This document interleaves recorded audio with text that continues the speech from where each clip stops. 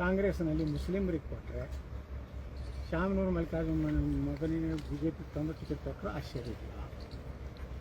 ಇದು ನಾನು 100% ಗೊತ್ತಿಲ್ಲ. ಕೊನೆ ಕ್ಷಣದಲ್ಲಿ ಹೇಳಿಕ್ಕಾಗೋದಿಲ್ಲ.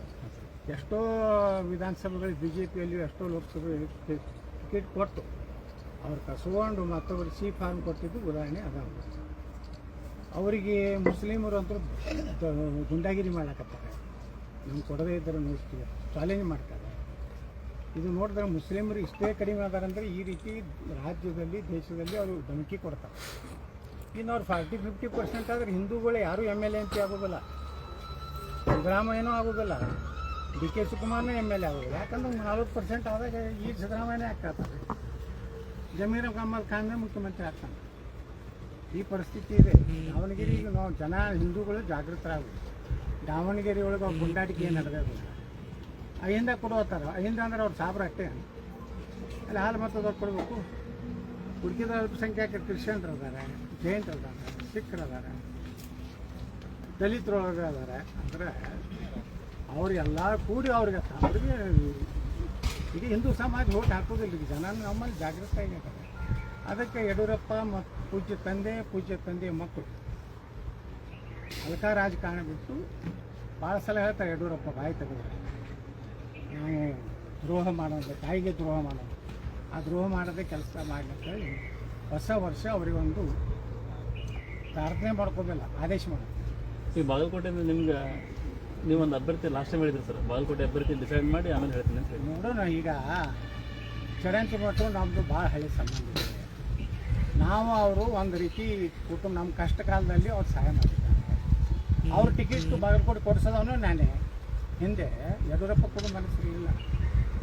ಅನಂತಕುಮಾರ್ ಅವರು, ನಾನು, ಹಿಂದಿನ ಅನೇಕ ಗುರುಗಳು ಅವ್ರು ಕೊಡ್ಬೇಕಾದ್ರೆ ನಾನು ಹೇಳಿದರು. ನಾವು ಗಲಾಟೆ ಮಾಡಿ ಅವರು ಎಲ್ಲಿವರೆಗೆ ಅಂದ್ರೆ ರಾತ್ರಿ 1 ಗಂಟೆಗೆ ನಾನು ಚರಂತಿ ಮಾಡಿ ಫೋನ್ ಮಾಡಿದ್ರು. ನಾನು ಇಲೆಕ್ಷನ್ ಕಮಿಟಿ ಮೆಂಬರ್ ಇದ್ದೆ. ಅವ್ರು ಜಗದೀಶ್ ಶೆಟ್ಟರು ಅಧ್ಯಕ್ಷರು.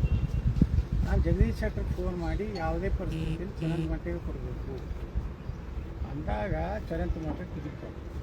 ಯಾಕೆ ರಾತ್ರಿ ನನ್ನ ಗಲಾಟೆ ಮಾಡಿದ್ರು ಫೋನ್ನಾಗ. ನಾಳೆ ನೋಡಿ ನೀವು ಟಿಕೆಟ್ ಕೊಡ್ಸೋಕ್ಕಂದ್ರೆ ನಾವು ಊರಿಗೆ ಹೋಗೋದಿಲ್ಲ. ಅವಾಗ ನಾವು ರಾತ್ರಿ 1 ಗಂಟೆಗೆ ಜಗದೀಶ್ ಶೆಟ್ಟರು ಕೂಡ ಜಗಳಾಡಿ ರಾತ್ರಿ 1 ಗಂಟೆಗೆ ಅವ್ರಿಗೆ ಬಿಫಾರ್ಮ್ ಕೊಡ್ಸಿದ್ರು. 1:00ಗೆ ಫೋನ್ ಮಾಡಿದ್ರು, ಗೌಡ್ರ ನನಗೆ ಬಿಫಾರ್ಮ್ ಸಿಕ್ಕಿದೆ, ನಾನು ಬಾಯಿ ಕೊಡ್ತೀನಿ. ಈ ರೀತಿ ಸಂಬಂಧಗಳದ. ಅದಕ್ಕೆ ನಾವೆಲ್ಲ ಚರ್ಚೆ ಮಾಡಿ ಇನ್ನೂ BJPಯಲ್ಲಿ ಕೆಲವೊಂದು ನಾಟಕ ಮಾಡ್ತಿರ್ತಾರೆ. ಯತ್ನಾಳ್ ಎದಕ್ಕೆ ಬೇಕು ನಮಗೆ, ಯತ್ನಾಳ್ ಬರೋದು ಅದಕ್ಕೆ ಅಂದರೆ ಈ ವಿಜಯೇಂದ್ರನೇ ಕೆಲವೊಂದು ನಕಲಿ ಫೇಸ್ಬುಕ್ನಲ್ಲಿ ಕೆಲವೊಂದು ಅಕೌಂಟ್ ಮಾಡ್ಯಾನ.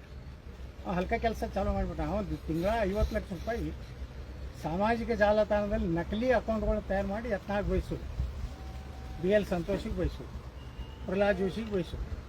ಈ ದಂಧ ಮಾಡ್ಲಕತ್ತಾನ. ಅವು ಯಾರೋ 4 ಲೋಫರ್ ಅದಾರ BJP ಕಾರ್ಯಾಲಯದಾಗ. ಈ ರೀತಿ ಏನು ದಂಧ ಮಾಡ್ಲಕತ್ತಾನ ವಿಜಯೇಂದ್ರ. ನೀವು ಏನತ್ತಿರಲ್ಲ, ತಾಯಿಗೆ ದ್ರೋಹದಿಗೆ ಏನೋ ಹೊಡಿತಿರಲಿ, ನಿಮ್ಮ ಅಪ್ಪನ ಹೊಡಿತಿದ್ದ. ಈಗ ನೀನು ನಿಮ್ಮ ಅಪ್ಪನ ಸ್ಟೈಲೇ ಕನ್ನಡಿ ಮುಂದೆ ನಿಂತು ನೀ ಭಾಷಣ ಕಲ್ತಿ. ನಿಮಗೇನು ಭಾಷಣ ಸುಡಾಡಿದ್ದಿಲ್ಲ, ನಿಮ್ಗೆ ರೊಕ್ಕ ತಿನ್ನೋದು ಅಷ್ಟೇ ಬರ್ತಿತ್ತು. ಈ ಭಾಷಣ ಏನು ಕಲ್ತಿಯಲ್ಲ, ತಾಯಿಗೆ ದ್ರೋಹ ಅಂತಾರೆ. ಬಾಗಲಕೋಟೆದಾಗ ದಾವಣಗೆರೆಯಾಗ ಮಾದರಿ ಸರಿ. ಇಲ್ಕಂದ್ರೆ ಶಾಮನೂರು ಗೌಡನೇ ಇನ್ನೂ ಹೋಗ್ಬೇಕಾಗ್ತದೆ. ದಾವಣಗೆರೆನೇ ಅದು ಅನುಮಾನ ಇರೋದಂತ. ಅನುಮಾನ ನೋಡ್ರಿ, ಅವರು ಎಲ್ಲಿಕ್ಕಾಗಿ ಎಷ್ಟು ಲೋಕಸಭಾ ಸೀಟ್ ಯಡಿಯೂರಪ್ಪ ಮಗ ಕೆಡೋದು. ಎಲ್ಲಿ ಚಾಮರಾಜನಗರ ಹಿಡಿದು ನಿಮ್ಗೆ ಉದಾಹರಣೆ ಆಗ್ತೀನಿ. ಚಾಮರಾಜನಗರನಾಗ ಡೀಲಿಂಗ್ ಮಾದೇವಪ್ಪನ ಗೌಡ, ಅದು ಮೈಸೂರು ಮಹಾರಾಜರ ಹತ್ರ ಕಳಿ ಏನೋ ನಮ್ಮದೆಲ್ಲ ಅಲ್ಲಿ ಜನರ ಒಂದು ಗಣ ಇತ್ತು, ಮಾಡಿದ್ರು. ಇಲ್ಲಿ ಇವನು ಸೋಲಿಸ್ಲಿಕ್ಕೆ ಪ್ರಯತ್ನ ಮಾಡಿದ್ರು ಕುಮಾರಸ್ವಾಮಿ ಅವರು. ಲೋಕಸಭಾ ಎಲೆಕ್ಷನ್ದಾಗ ಪ್ರಚಾರಕ್ಕೆ ಬರೀ ಇಡ್ಲಿ ತಿಂದು ಬಂದಾರ, ಪ್ರಚಾರ ಮಾಡಿಲ್ಲ. ಯಡಿಯೂರಪ್ಪ ಏನು ಮಾಡ್ಯಾರಿ, ಒಂದು ಮೇನ್ ರೋಡಿಗೆ ಒಂದು ಹೋಟೆಲ್ ಐತೆ, ಇಡ್ಲಿ ತಿಂದು ನಾನು ಅರ್ಜೆಂಟ್ ಹೋಗೋದಿದೆ ಅಂತ ಅಲ್ಲಿ ಸೋಮಣ್ಣ ಸೋಲಿಸ್ಲಕ್ಕ.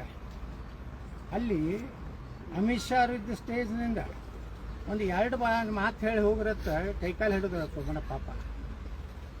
ಪ್ರಚಾರ ಮಾಡಿಲ್ಲ, ನಾನು ಹೋಗೋದಿದೆ ಅಂತ ಹೇಳಿ ಎದ್ದು ಹೋದ್ರು. ಅಂದರೆ ಸೋಮಣ್ಣ ಪ್ರಚಾರ ಮಾಡಿದ್ವಿ.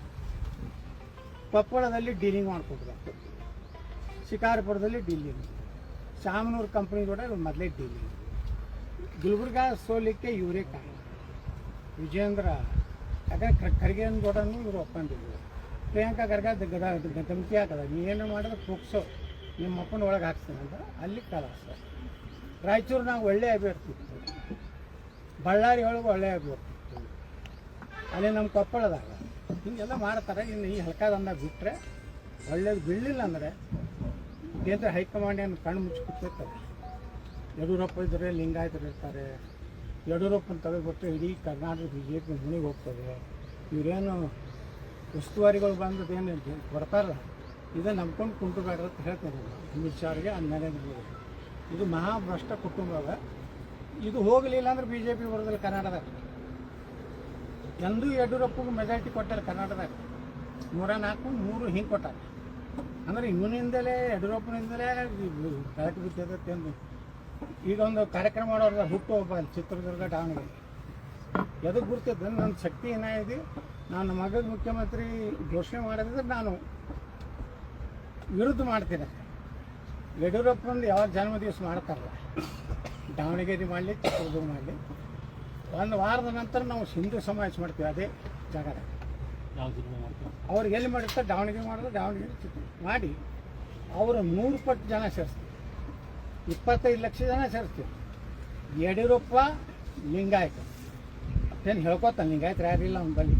ಒಂದು 2-3 ಸ್ವಾಮಿಗಳು ಅದಾವು. ಪೇಮೆಂಟ್ ಆದ್ಕೊಳ್ಳಿ ಅವ್ರು ಒಂದು ಯಡಿಯೂರಪ್ಪಗೆ ಮಾಡೋದಿದ್ದರೆ ಸ್ವಾಮಿಗಳೆಲ್ಲ ಉಗ್ರ ಹೋರಾಟ ಮಾಡ್ತೀವಿ.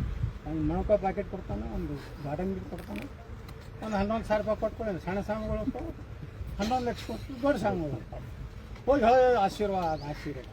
ಇವ್ರ ಮನೆಗೆ ಅದಾವ ಓಟ. ಇವ್ರ ಭಕ್ತರಲ್ಲ, ಇವ್ರ ದಿನ ಚಾಪಿ ಹಾಸೋರು ಮ್ಯಾಗ ಪೂಜೆ ಏನು ಇದು ಕೊಡ್ತಾರಲ್ಲ ಮೆಟೀರಿಯಲ್, ನೀರು ತಂದು ಕುಡಿದು ಊಟ, ಅವ್ರ ಸಹಿತ ಇವ್ರು ಮಾತಾಡೋದಿಲ್ಲ. ಇಂಥ ಸ್ವಾಮಿಗಳು ಹಿಡ್ಕೊಂಡು ಅವ್ರ ಕಡೆಯಿಂದ ಮೋದಿಯವರಿಗೆ ಅಮಿತ್ ಶಾ ಫೋನ್ ಮಾಡ್ತೀವಿ, ಯಡಿಯೂರಪ್ಪನವ್ರನ್ನ ಬಿಟ್ಟರೆ ಹುಷಾರ್, BJP ನಾಶ ಮಾಡ್ತೀವಿ ಅಥವಾ ಅವ್ರು ಅವ್ರ ಕೈಗೇನೂ ಇಲ್ಲ. ಆ ಜನ್ಮ ದಿವಸ ಆಚರಣೆ ಮಾಡ್ತಾರಲ್ಲ, ಒಂದು ವಾರ ನಮ್ಮ ಶಕ್ತಿ ಪ್ರದರ್ಶನ, ಹಿಂದೂ ಶಕ್ತಿ ಪ್ರದರ್ಶನ.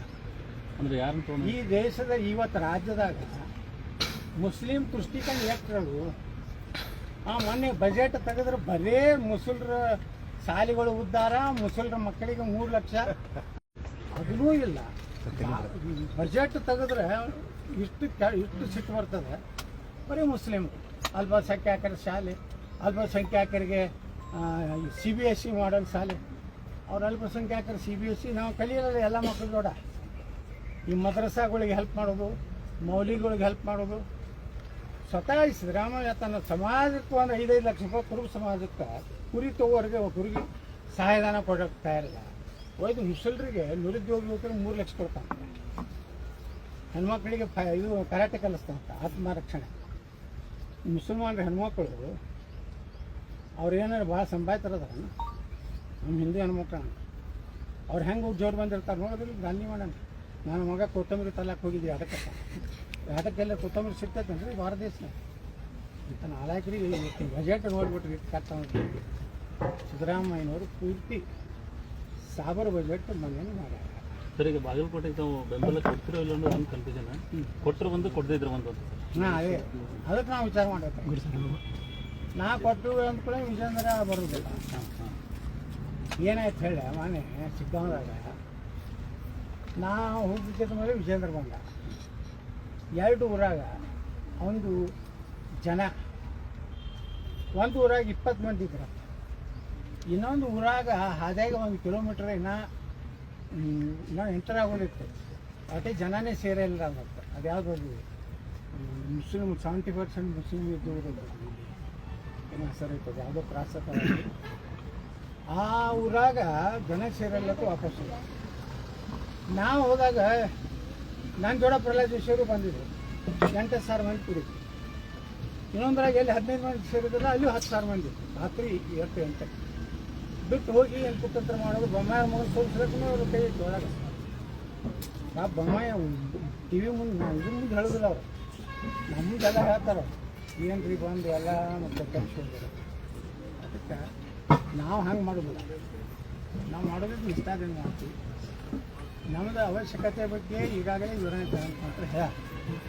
ಆದರೂ ಅವರ ವೈಯಕ್ತಿಕವಾಗಿ ನೋಡ್ರಿ, ನಾವು ಏನು ಜನಕ್ಕೆ ಮಾಡ್ರೆ ಹೇಳ್ದಲ್ಲ ಭಾಳ ಎಲ್ಲ ಕಷ್ಟ ನಮಗೂ ಕಷ್ಟ ಬಂದಾಗ ಸಹಾಯ ಮಾಡ್ಯಾರ ಮತ್ತು ಎಷ್ಟೋ ಸಲ ಎಷ್ಟೋ ಮಕ್ಕಳಿಗೂ ನಾವು ಮೆಡಿಕಲ್ ಸೀಟು ಇಂಜಿನಿಯರಿಂಗ್ ಸೀಟು ಹೇಳಿ ಹೇಳಿದ್ರು ಅವಾಗಿಂದ ಅವಾಗ ತೊಗೊಂಡಾರ ನಮ್ಮದು ಉಪಕಾರ ಐತೆ ವಿಜಯ್ ಸರಂತಿ ನೋಟ್ರು ಅವರು ನನ್ನ ಮ್ಯಾಗೂ ಉಪಕಾರ ಐತೆ ನಾನು ಅವ್ರಿಗೆ ಸಾಕಷ್ಟು ಹೆಲ್ಪ್ ಮಾಡ್ಯಾರ ಸೂಕ್ತ ಸಂದರ್ಭದಾಗ ಹೆಂಗೆ ನಾವು ಬೆಂಬಲ ಕೊಡಬೇಕು ಏನು ಮಾಡಬೇಕು ದಾವಣಗೆರೆಗೆ ಏನು ಮಾಡಬೇಕು ದಾವಣಗೆರೆ ಒಳಚಿತ್ರ ಏನೈತಿ ನಾವು ನೋಡ್ತೀವಿ ಅಂತಿಮವಾಗಿ ಬಿಫಾರಂ ಕೊಟ್ಟು ಕೊನೆಯ ದಿವಸ ಅಧಿಕೃತವಾಗಿ ಯಾರು ಪಾರ್ಟಿ ಕಾರ್ಯಕರ್ತರು ಇದನ್ನು ಅಭ್ಯರ್ಥಿ ಆಗ್ತಾರೆ ಅವತ್ತು ನಾವು